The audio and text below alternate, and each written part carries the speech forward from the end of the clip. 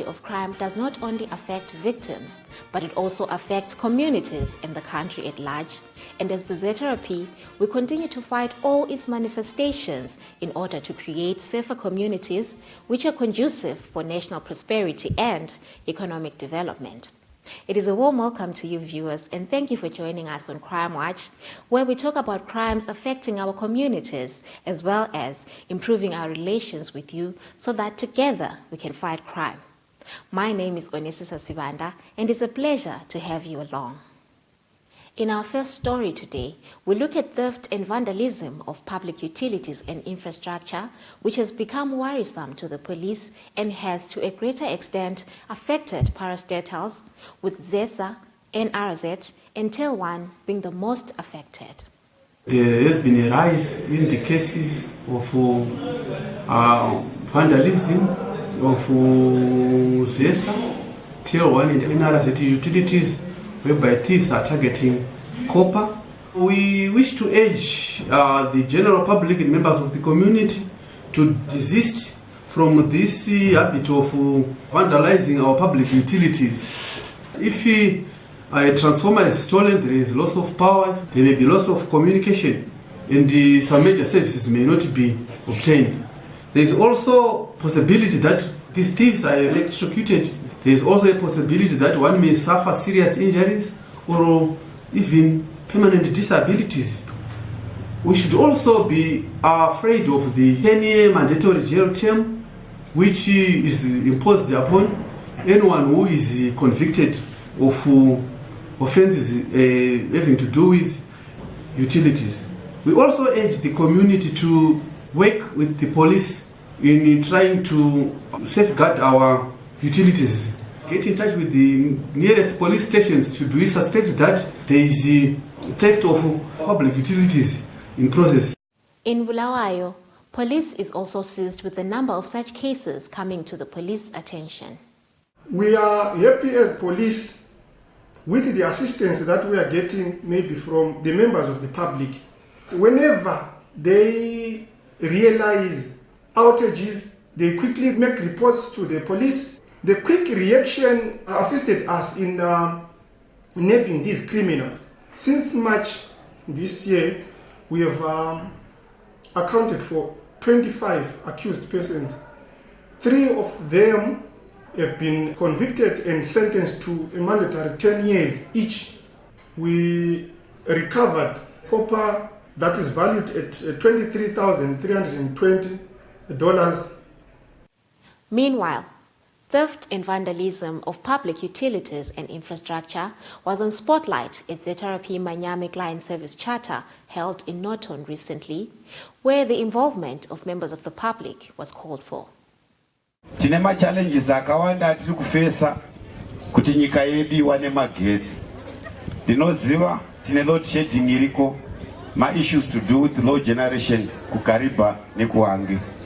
Asi yandoda kuti ndingoti tsimbirirei pano inyaya yekubiwa kwetambo dzinofambisa magetsi, inyaya yekubiwa kwematransformers anoita kuti varimi vawane moto vagone kudiridzira mbeu, industry yedu isimuke, economy yenyika iende mberi.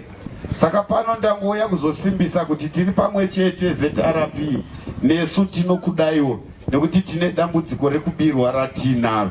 Ndinongoti naiwa yamashoma regai ndiudze munhu ari pano, kana ukange uine ruzivo revari kuba copper conductor vari kuputsa matransformer, ukauya ukatizivisa, isu tikateverera nyaya tikaona uchapupu nokusungwa kwavanhu, recovery yetransformer nemaconductors atawana value yayo, we calculate 5%, tokupawo kukutenda kuti wakaita neinformation yawakatipa.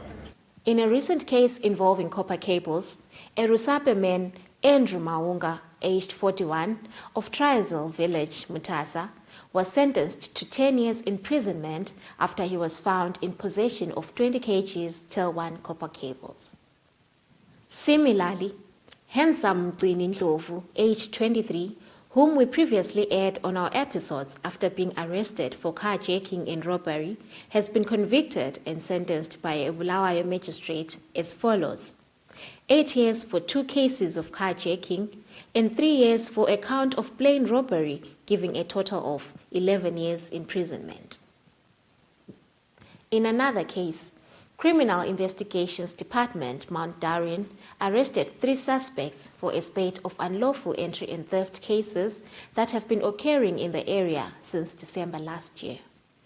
There was a suspicious person who was selling some grocery items at a very cheap price in Mkarat's panning site. Acting on the supplied information, we managed to apprehend the accused person last Ichkomwe, and he indicated that he had committed several cases of unlawful entry and theft cases. The accused person would approach some shops within the 2 villages, that's Mushonganzo village and Chitenda village. He would create a wall at the back of these shops and gain entry into the shops. Whilst in the shops, he would then steal some grocery items which he used to sell in the Mukaradzi panning site. The accused person would also approach some houses which were under construction. He would steal some window frames and door frames from the houses. After the accused person had made some indications, a complete docket of 34 cases of unlawful entry and theft and 10 cases of theft was compiled, and the accused person was referred to court.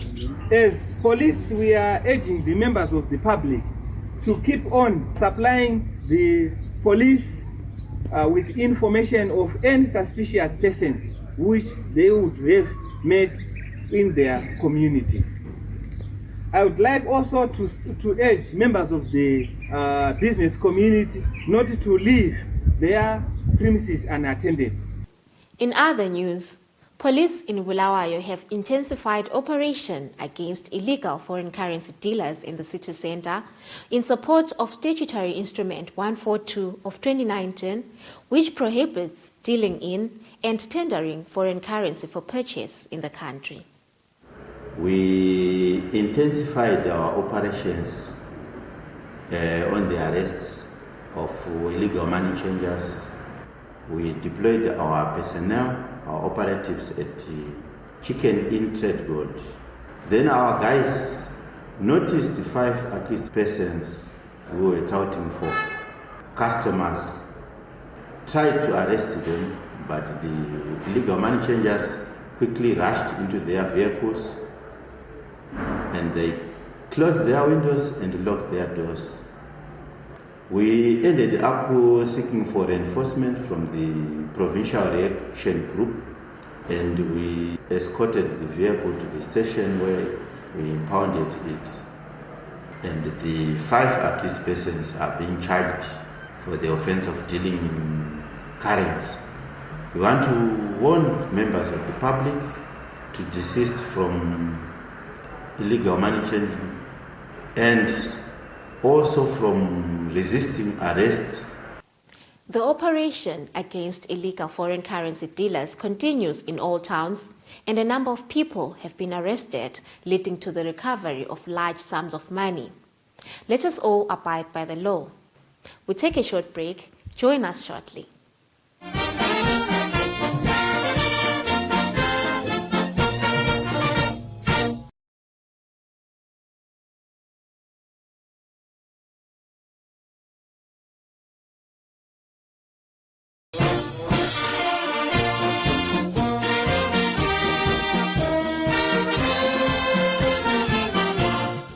We're in the second segment.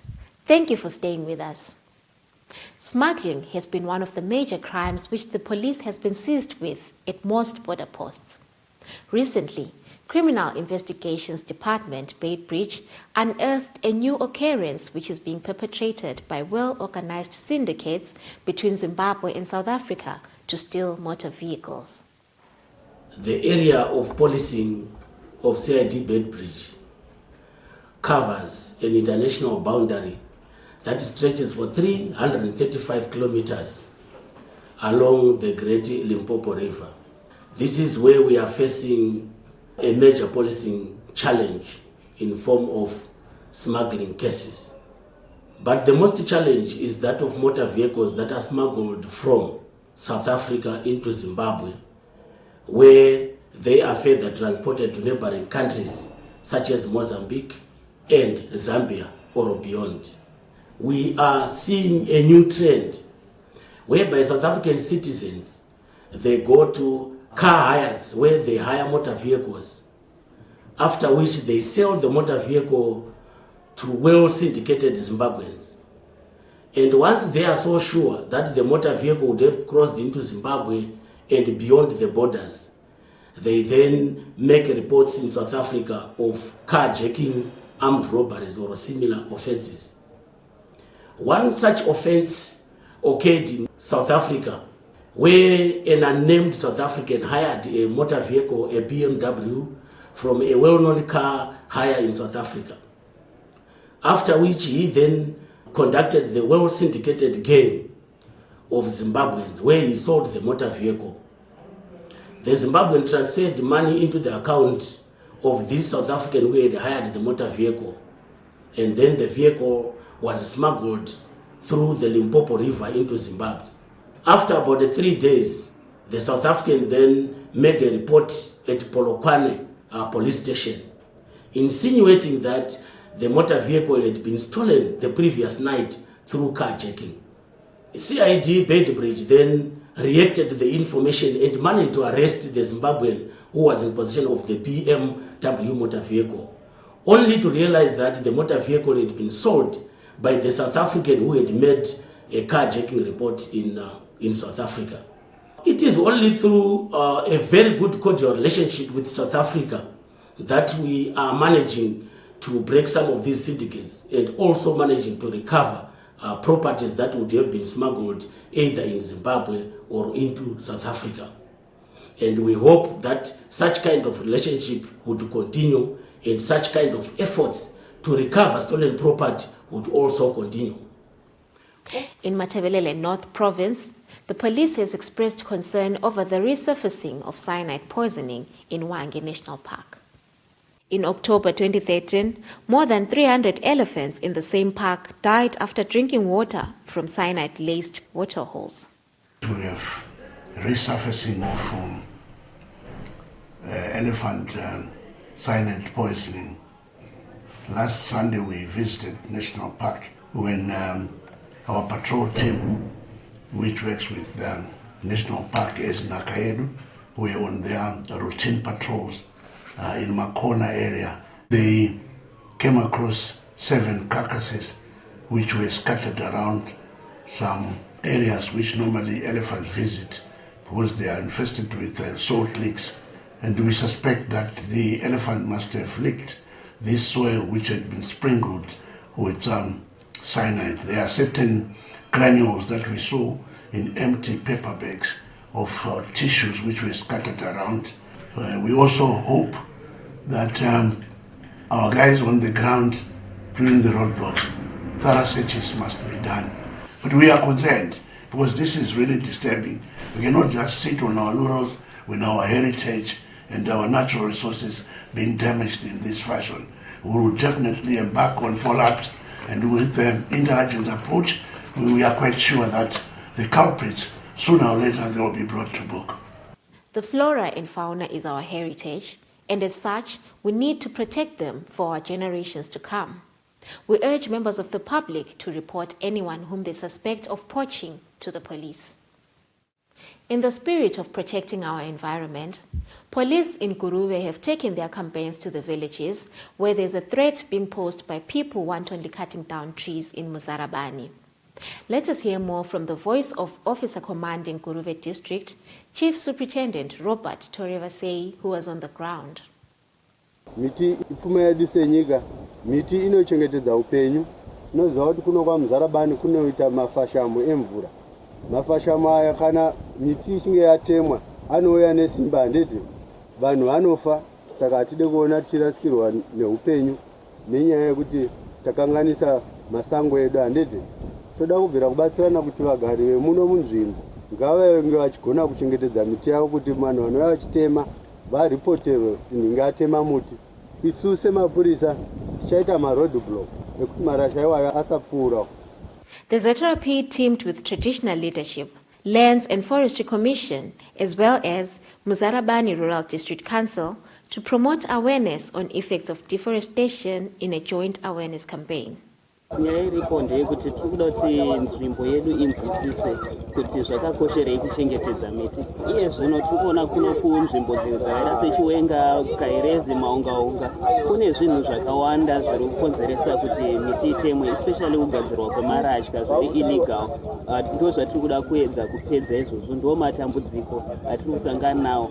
Iye zvino tiri kutaura nyaya yeclimate change. Miti inoshanda zvakanyanya kureduce CFCs ari mu-atmosphere anokonzeresa climate change nana global warming. Those impacts dzinoita kuti mvura ichinje ma-patterns ayo. So this act of illegal charcoal production iri kukonzeresa kuti rate yatiri kufamba nayo, we cannot achieve our vision as a country to be a leader in the region with sustainable utilization of forest resources. On that note, we take a short break.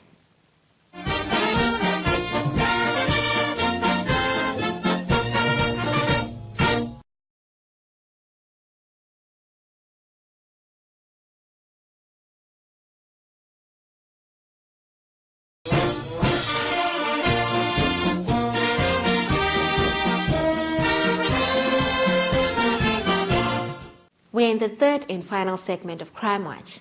Thank you for staying tuned.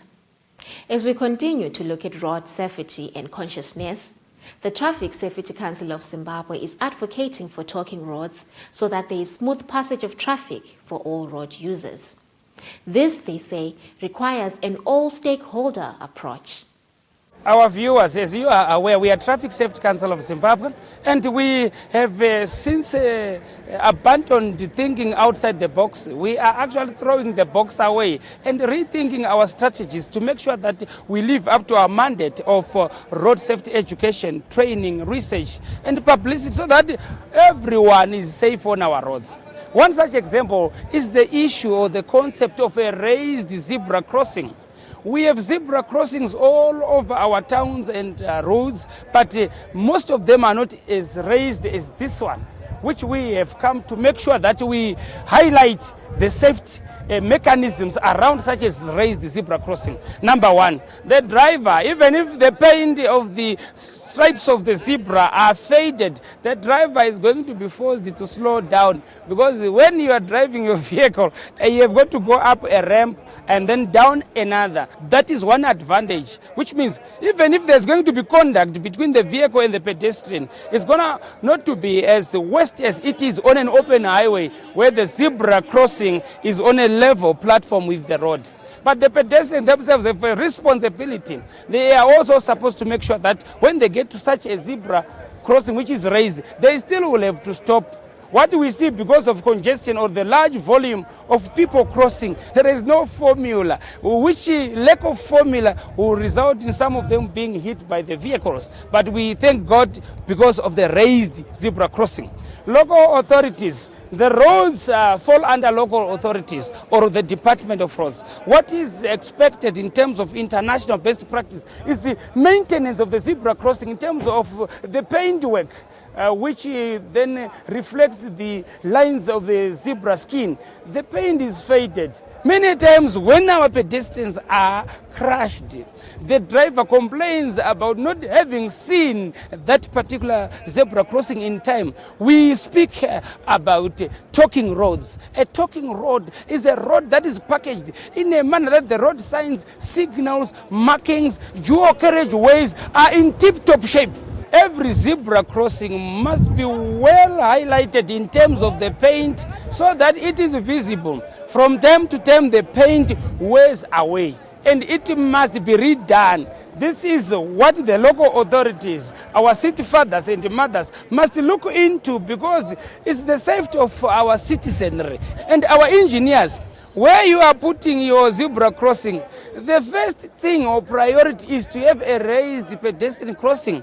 Why? Even if the marking is fading, the drivers continue to be forced to slow down because of the ramp upon which the driver is going to travel through. So naturally, it becomes a speed management mechanism.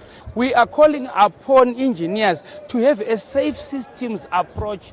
Safe systems means before you start your graders on any part of the road, think about how are our pedestrians going to be safe as they use this road. Here we go. As you can see the traffic, they are slowing down. This is it. International best practice. I think we can think global and act local. This is what we call globalization. Still on road traffic accidents, police in Manyame district have come up with Buy a Reflective Sticker and Save Life initiative, which is aimed at reducing accidents involving scotch carts, cycles, and push carts. This program was unveiled at the Client Service Charter Reinvigoration held at Lydiate Farm in Norton. Ngoro inofamba ichidonzwa nemombe. Mombe haina pfungwa dzinenge dzemunhu, ine pfungwa dzemombe. Saka unoona munhu akagara mungoro achityaira mombe ari mungoro dzisina munhu akadzitungamira. Mombe dzodzo dzikavhunduka dzinotiza nengoro yopedzisira yakudubuka, torasikirwa neupenyu. Vanonyanya kufa vana vadiki vanenge vakatakurwa imomo.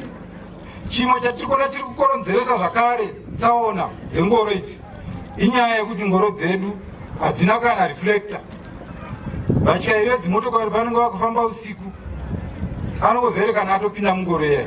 So isi semapurisa takagara pasi tikafunga kuti todiko tobatsira vanhu sei. Takabva tabuda nechirongwa chinotiko buy a sticker and save a life. Tenga reflective sticker uponese mweya womunhu. Ukaona ngoro isina ma-reflective sticker obva tese tine motikari tikaita saizvozvo. Patinopedza gore rino iri ngoro dzese dzemudunhu reManyame dzinenge dzava nemastika. Isusu semapurisa tatsvaga ma-reflective stickers anoita 1000 atichaita kuti munhu wega wega ane ngoro awane sticker pachena. Meanwhile, police would like to notify members of the public of a missing person, Brown Million, a male adult who was last seen on the 3rd of January 2018. Brown Million was last seen at around 900 hours at Mbudzi roundabout Harare, wearing a pair of short trousers, red jersey with white stripes, and a blue long-sleeved shirt. His last known address is Branchen B compound, Beatrice. Anyone with information that may help in locating him should contact any nearest police station. On the other hand, the following suspects are on the police wanted list for various offences. Clive Bonzo, age 36, of house number 386 Phoenix Road, Bindura, is being sought by ZRP Bindura Central for a case of rape. Elvis Muleya, aged 19, of Musiria Village, Chief Butane, Malala, Beitbridge, is wanted by ZRP Beitbridge Urban for robbery.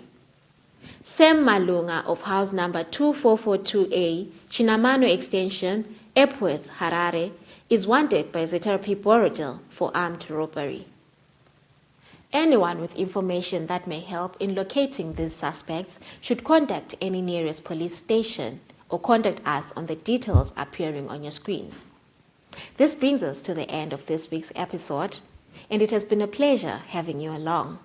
From me, Onisisa Sibanda, and the crew behind the scenes, we hope that the gems have put smiles on your faces. And of course, do not forget to cheer the mighty warriors who will soon participate in the COSAFA Women's Championship. Till we meet again, enjoy the rest of your viewing.